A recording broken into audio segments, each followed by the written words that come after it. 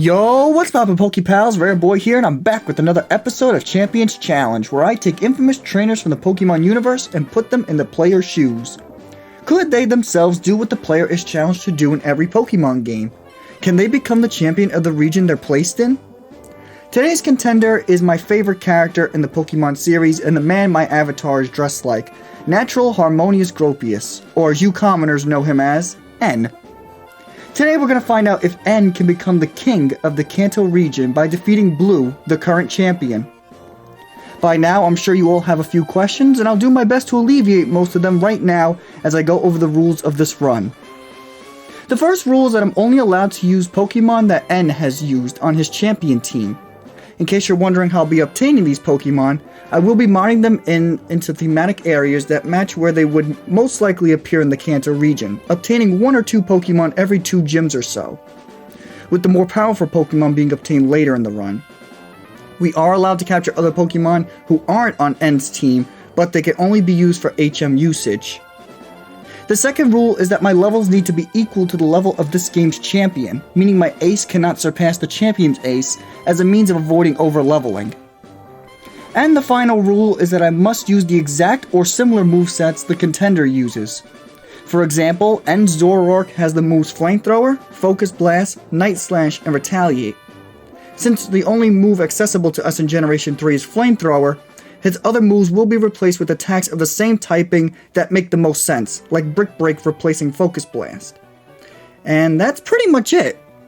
With the rules explained in N's Pokemon in-game, let's jump into some gameplay. The first thing that I do is pick up Zorua from Professor Oak's lab. For this run, I replace Charmander, so Blue receives Squirtle as a starter for no particular reason. I take a look at his stats, and he has a relaxed nature, so more defense but less speed, which isn't great, but with Zorua now on the team, it's time to find out if N can become the champion of the Kanto region. Brock's match was thankfully easy, but we could have easily lost if Brock opted for Rock Tomb a few more times. With this gym badge, we can now progress and get our next member of the team. In Mount Moon, I encountered our first new member, Archon, who we capture, and after taking a look at his stats, he has a lax nature, so more defense but less special defense, which is meh. Time to raise this guy up. I took on Blue in Cerulean City, and Archon completely mopped the floor with him. Without his defeated stability holding him back, Archon and Archeops are going to be the most powerful allies in this challenge.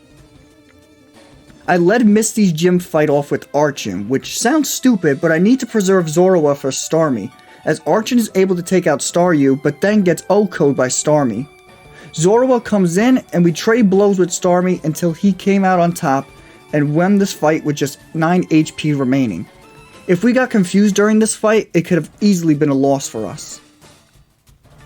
Another match against Blue on the SS Anne, and on my very first Ancient Power with Archon, we get an Omni boost, which allowed me to sweep through the rest of his team. Nice. Lieutenant Surgeon's match came right down to the wire, as I once again opted to lead with Archon to preserve Zorua, who managed to take out Voltorb and Pikachu, but then went down to a Shockwave from Raichu. When Zorua came in, I fake-tiered and then used Feint Attack on Raichu, as we managed to pull through a victory on just 1 HP while being paralyzed. These battles are really intense, and I'm loving it. On Route 10, we get our next member of the team, Clink, who we managed to capture with our last Pokeball. I take a look at its stats, and it has a relaxed nature again, so more defense but less special defense, which isn't great, but it has a clear body ability, which is really good. While switch training Clink, Zorua reached level 30 and evolved into a cool looking Zoroark. Our team is really starting to get some power now. I took on Giovanni in the Rocket Hideout, and the only Pokemon I needed was Zoroark, who completely decimated his team. Another rival fight in Pokemon Tower, and Archon is once again the MVP of this fight. He ironically got his Omni boost on the last turn of this fight, but it's okay, it wasn't needed to defeat Blue this time around. Now that I have access to Fuchsia City, I grabbed the Good Rod and went back to Vermilion to fish up our next ally, Tortuga, who we capture, and he has a bashful nature, which means neutral stats. He unfortunately has Sturdy, which isn't as good as it is in Gen 5, but it is what it is. While battling random NPCs, Clink reached level 38 and evolved into Clang. Now all we have to do is level up Tortuga so he catches up to the rest of the team's levels. Erica's fight was nothing to write home about, as we completely swept her team with Archon's aerial aces. It was both a blessing and a curse that we are immune to Koga's poison types with Clang, as we wound up getting into a stall war with Muck. We thankfully came out on top against him, and Wheezing was easily handled by Zoroark for a simple but time-consuming victory. While switch training Tortuga off of the Rocket Grunts in Sylph Tower, Archon reached level 37 and evolved into Archeops. While taking out the rest of the Rocket members in the tower, Tortuga also reached level 37 and evolved into Caracosta. This team is starting to come together, and we should be able to take on Blue now. I started this fight off with Archeops, knowing he leads with Pidgeot, and we got close to OHKOing him, but he survives on a sliver. Other than that though, Zoroark managed to humiliate his team once again as Archeops went down to Blastoise. Giovanni's fight was a bit of a marathon because of how weak Clang is. He did what he had to do though, and took out Nidorino and weakened Nidoqueen as much as he could before going down. From there, Caracosta was able to take out Rhyhorn and outmuscle Kangaskhan. I could have easily swept Sabrina with Zoroark, but I decided to lead with Clang because he needs the experience and I figured he could handle her team well, what with resisting her attacks and all. But he actually gets outmuscled and Zoroark winds up sweeping the team like he was supposed to. Well, that was a little disappointing. In the Seafoam Islands, we get our next member of the crew, Vanillite, who we capture and is unfortunately sent to the PC because we have HM members on the team who are hogging up the party. After picking her up from the PC though, we get her to level 35 where she learned Ice Beam and evolved into a Vanillite. Very nice. Since I was already grinding, I figured I'd get Clang up to level 49 and evolve him to Klinklang as well. Now to try our luck at the Fire Gym. I took on Blaine thinking Caracosta could handle him by himself, but he gets outmuscled by Arcanine's bites and Archeop winds up sweeping with Ancient Powers for a fairly painless 7th gym badge. After getting Vanillite to level 45, I used the 2 rare candies I had been saving to get her to level 47, and she evolves into a Vanillux, which is perfect for Giovanni, and later, Lance. Speaking of Giovanni, Vanillux was the perfect pick for this fight, as we completely froze over his team with 5 Ice Beams and obtained our final gym badge. Just outside Victory Road is another rival fight, and this match was a bit of a marathon with the constant swapping back and forth between our Pokemon. We also didn't have a clear answer for Blastoise, who did a number on our team. Thankfully, we managed to hang on and come out victorious on this one, but it has me worried for the final fight to say the least. In Victory Road, we get our final member of the team, and by far our most powerful, Reshiram, who we won't use until the Elite Four since our party is full right now. Here is one last look at our team just outside the Elite Four. Starting things off, we have Zoroark, who has Cut to replace Retaliate, Crunch to replace Night Slash, Brick Break to replace Focus Blast, and Flamethrower. Next, we have Caracosta, who has Crunch, Waterfall, Water Gun to replace Aqua Jet, and Rock Slide to replace Stone Edge. After him is Archeops, who has Crunch, Aerial Ace to replace Acrobatics, Rock Slide to replace Stone Edge, and Dragon Claw. After him is Vanillux, who has Hail, Blizzard, Ice Beam to replace Frost Breath, and Doom Desire to replace Flash Cannon. After her is Klinklang, who has Hyper Beam, Doom's Desire to replace Flash Cannon again, Metal Sound, and Thunderbolt. Last but certainly not least is Reshiram, who has Reflect, Hyper Beam, Extrasensory, and Flamethrower to replace Fusion Flare. And that's the team, ladies and gentlemen. So let's see if N can become the champion of the Kanto region. First up in the Elite Four is Lorelei, and we don't have a clear answer for her team, so I went in with Klinklang to get some damage done. But he goes down without even taking out Dugong. Yikes. Zoroark comes in and he manages to take out 3 of Lorelei's Pokemon and damages Lapras before going down, as Reshiram makes his debut and finishes off Lorelei's last 2 Pokemon. For Bruno's fight, I led with Caracosta, knowing he leads with Onyx, and finished him off with a single waterfall, but not before taking an earthquake.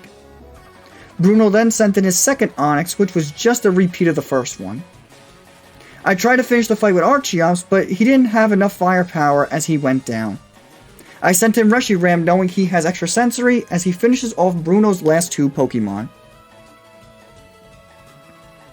For Agatha's fight, Zoroark was my lead, and he does a great job disposing of Agatha's Gengars and Golbat, while Klinklang handles Arbok and Haunter nicely for a smooth victory.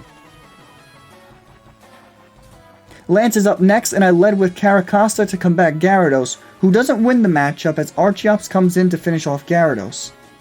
Aerodactyl is out next, and Lance's prehistoric bird is apparently better than mine as Klinklang has to finish him off. Klinklang proceeds to take out a Dragonair and gets close to taking out another one, but our Doom's Desire fails as Vanillix comes in and finishes off Lance's last two Pokemon. This is it, ladies and gentlemen. N versus Blue for the title of Kanto champion, and well, it doesn't go well, like, at all.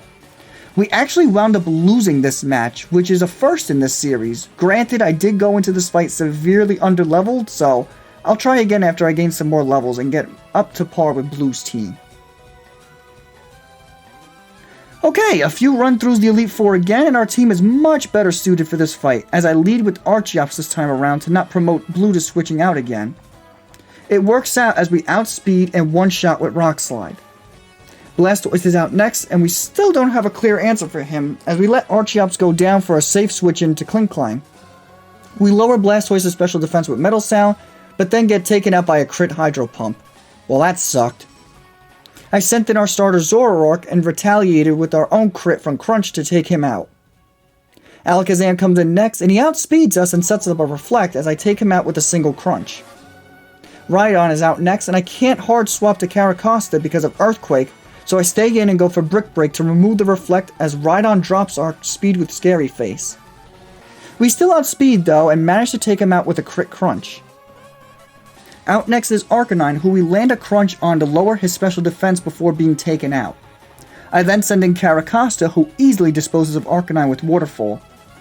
Last but not least is Executor, and I just let Caracosta go down to Giga Drain, as Reshiram comes in and finishes the fight with a single Flamethrower. With this victory, N and his team are registered into the Kanto Hall of Fame, and we have proven to the world that N can become the king of the Kanto region. Thank you all so much for watching today's episode. I had a blast making it, and it was really surprising that we lost our first attempt. I was a little cocky thinking we have a Reshiram and all, but Blastoise turned out to be a bigger threat than I initially anticipated. For the next episode in this series, we're going to find out if Professor Oak can become the champion of the Kanto region. So if you don't want to miss that episode, be sure to subscribe and stay tuned. Also, if you enjoyed this video and the idea behind it, leave a like. I greatly appreciate it. And finally, in the comment section below, write down what your favorite part of today's run was. This has been your boy Rare Boy, and I'll catch you all in the next one. Peace! Red, white, and blue, yeah, I love this place. Excuse me, did you just watch this video? You must have if you made it this far into the video. And yet you haven't liked, commented, shared, or subscribed. The Rare Boy working very hard on these videos. Please do the man a favor.